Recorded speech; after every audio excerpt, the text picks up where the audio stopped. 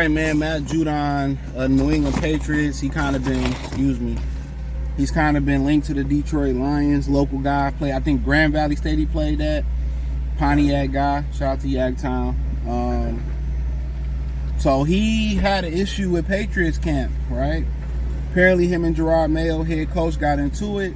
He ain't been seen at practice for 2 straight games. They said when he was at practice, he was sitting on the top of an empty trash barrel with a gym mat on top of it. You know, basically he upset that his contract doesn't reflect his value. Last year he only played 3 or 4 games, but he would make a base salary of like $6.5 million this year, or $8 million, something like that. He's grossly underpaid. But you know, when he's been very productive. You know what I'm saying? And they don't want to pay him. You know, right now, and at the end of the day, we seen the Jets trade for Hassan Reddick, and they didn't want to pay Hassan Reddick. So now he kind of moping around and pouting around. So I don't know how you trade for a guy and then you don't want to pay a guy, but they figured, hey man, you know, when they start getting fined and start missing game checks, they're gonna fall in line. So I guess that's the vibes or whatever. But nonetheless, let's talk about Matt Judon. Check out Detroit Lions Talk playlist. Hit the link tree. Find me on X, Instagram, Spotify, Anchor, Cash App, Venmo, PayPal. I think it's my second video on Matt Judon. And to be honest, yeah, I mean, shit. He 32 years old. Be 33 next year. Maybe give him a 3-year deal. You know, worth some good money. I go ahead and pull that trigger on that trade. You know, and a lot of these NFL teams, you know, they treat it like, I ain't gonna say it, but they treat it like they own these guys. So even when somebody come with a trade, and they want to trade them, no, they want to show them that they the boss. They want to butt break them. They want to show that they the boss. They want to show we ain't gonna pay you, but you still gonna show up and pay. And that it's about control. That's what the franchise tag is about. I control you. Yeah, you signed 5 years, but I can still control you up to 7. The average NFL career span is 2.5, 2 years. So when you don't pay a player, you deprive him, and he grossly underpaid like that. The Lions should. I don't know what he's looking for. $15, $20 million, $16 million, double his salary up. You know what I'm saying? And if I got an opportunity to sign him for a 2 or 3 year deal, absolutely, I'm probably gonna knock it out. And obviously, they get permission to work a deal with him out. The Lions might not fuck around and wait. You got a couple extra dollars. And I understand they took care of Taylor Decker, and then they want to take care of Elaine McNeil and get ahead of the curve. But if I'm them, I'm hitting them up. I know they say they like the way Levon and Zorky looking in camp and all that. You lost John Kaminsky.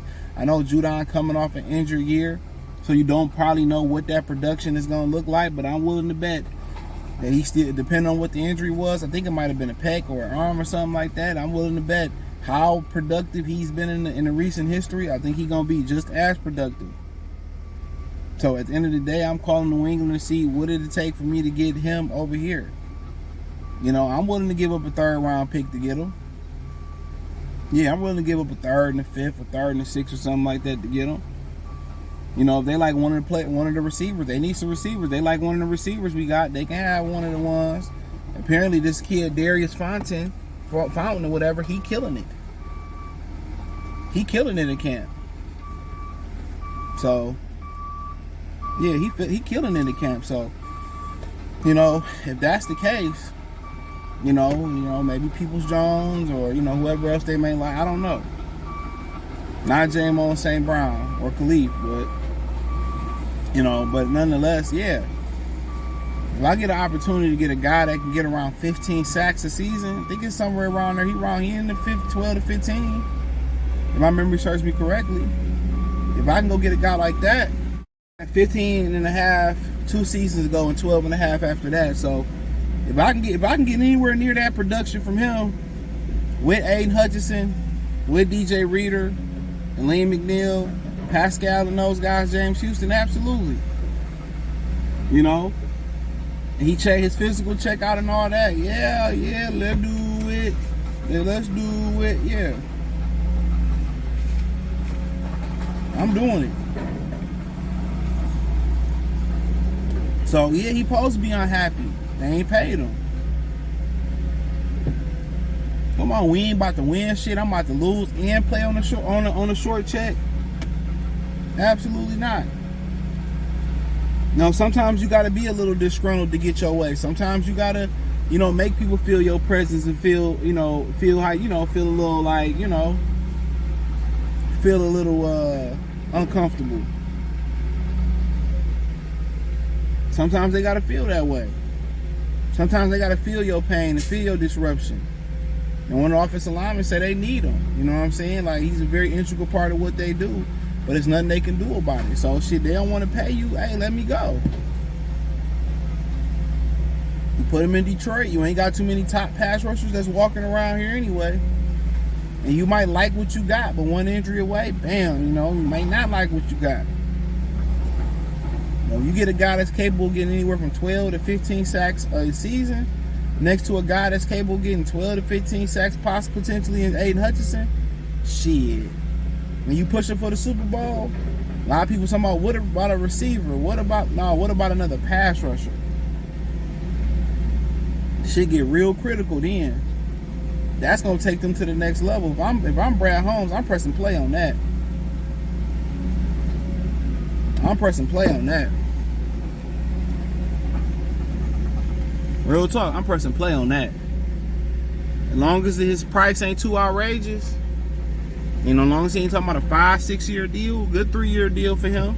At 32 years old, be 33 next year. Shit, hell yeah. And I understand why you want to get paid. He in his fucking 30s on a bargain deal. On a bargain deal. But you know what it is. Life ain't fair. On a bargain deal. So, but to me, there you go. If you're gonna spend a bunch of cash at this point, or you're gonna take a risk, or you're gonna go out there and do something. If I got a chance to get a guy that's capable of getting double-digit sacks, that's what I'm doing. And they might feel good about Pascal, Anazorki, but you can't put no faith in them because they always injured. You can't put no faith in them because they always injured.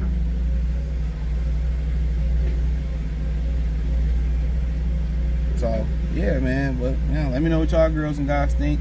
Check out Detroit Lions Talk playlist. Hit the link tree. Find me on Twitter, Instagram, Spotify, Anchor, Cash App, Venmo, PayPal, Apple Podcasts, Spotify, Anchor, Venmo. Check my other channels out. Links in the link tree. Goodfella TV. Check out Detroit Lions Talk playlist for more videos like this, and let me know what y'all girls and guys think. I think it was too much of a splurge on a necessity as a receiver, but this is an essential position at this point for the Lions. Another dominant pass rusher, I go for it.